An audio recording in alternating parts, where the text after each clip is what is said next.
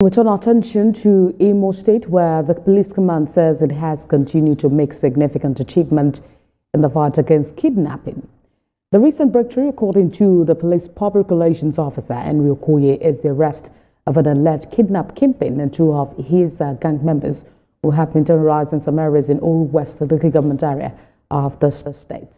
The police say the kidnapped suspect abducted the victim at the church premises shortly after church service, but through credible intelligence, its operatives arrested the suspect and two others with arms and ammunition, while other gang members are still at large. The news coming out right now is both alarming and revealing.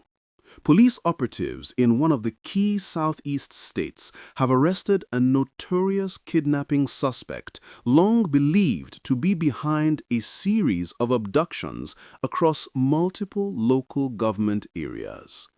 Please like this video and subscribe. According to the police command, this individual, known as Onem, also called Ordinaka, was not just any suspect. He had previously been arrested, arraigned in court, and remanded in a custodial center. But somehow, mysteriously, he had found his way back into society, regrouped, and continued his criminal activities with a new gang. And now, after months of tormenting communities across Awam Mama, Imbidi, and Orlu axes, luck finally ran out for him. He and two members of his new syndicate were captured after abducting a worshipper at Faith Glorious Assembly Church, demanding ransom shortly after the man stepped out of a Sunday service. If you are watching, please like this video and subscribe. This is the new development we are breaking down today. From what the police command is saying, this case is not just another arrest. It is a major breakthrough in the fight against kidnapping in at least 10 states where similar patterns of armed criminality have been terrorizing innocent people.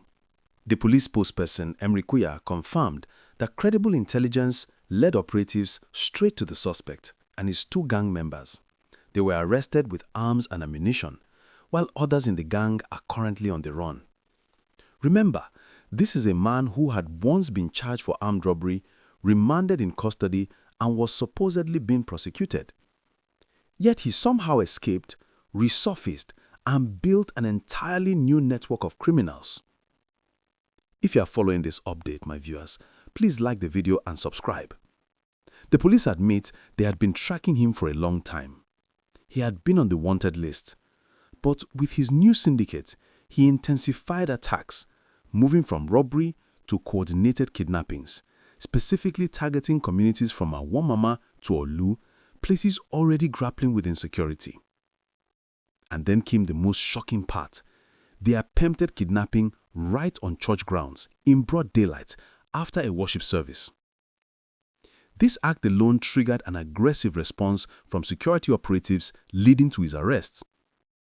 If you value balanced analysis, kindly subscribe. Now, let us look at this clearly.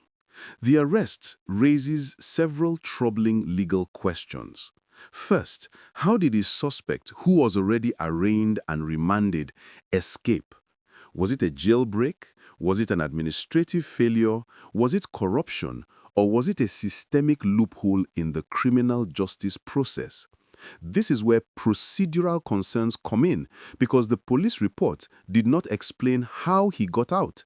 They simply said somehow he managed to get back into the society.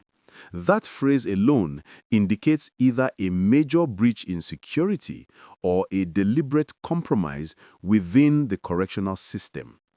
Another angle to this issue is the legal implication of his reoffending.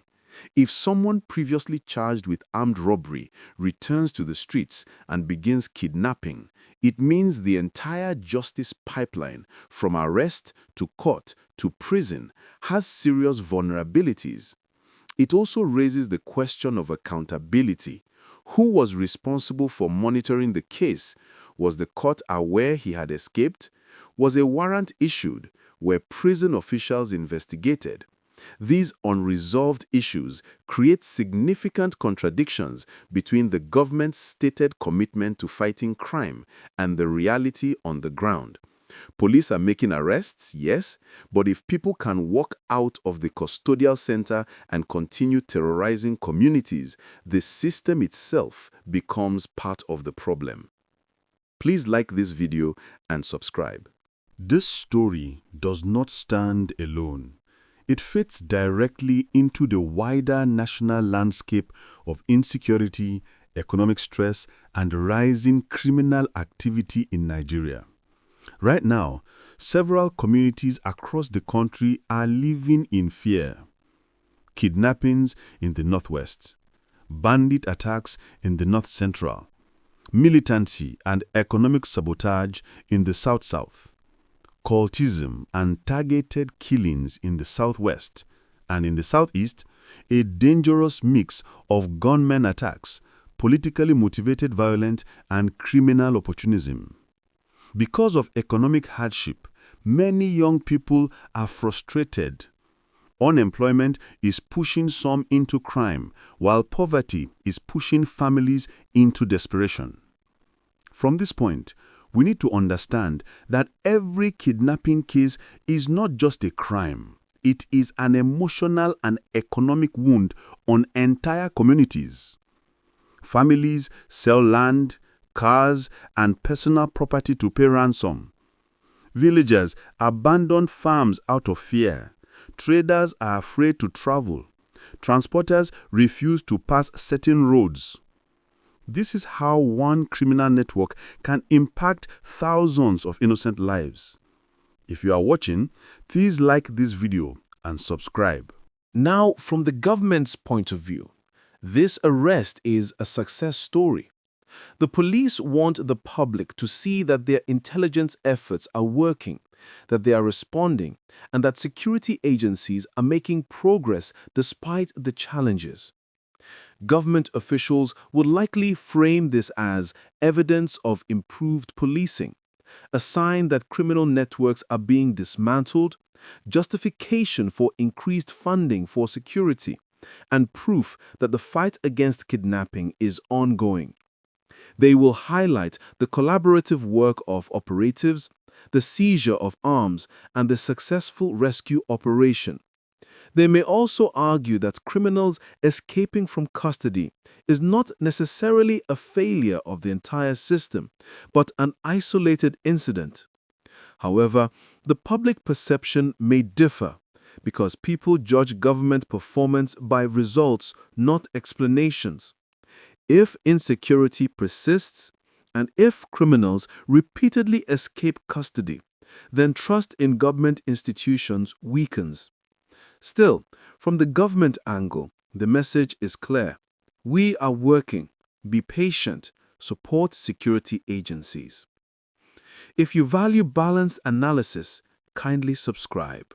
Looking ahead, several things are likely to happen. 1. Court proceedings. The suspect will almost certainly be taken to court again. The charges may now include kidnapping, conspiracy, illegal possession of arms, escaping custody, and perhaps terrorism-related offenses depending on the region's legal framework. 2. Search for the remaining gang members.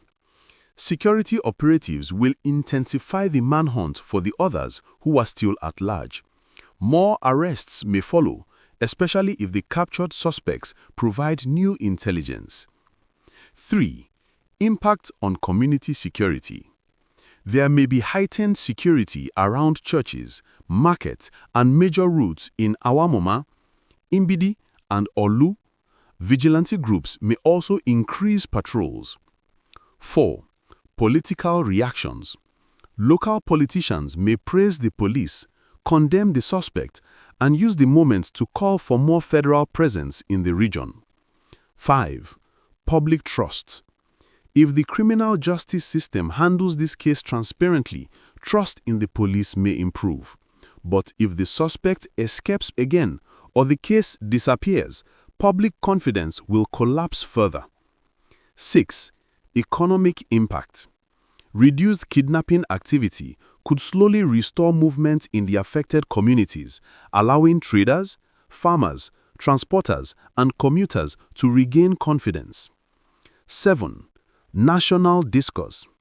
This case may trigger wider debates on prison reforms, police welfare, intelligence gathering, community policing, and the judicial process. My viewers, if you are following this breakdown, please like the video and subscribe.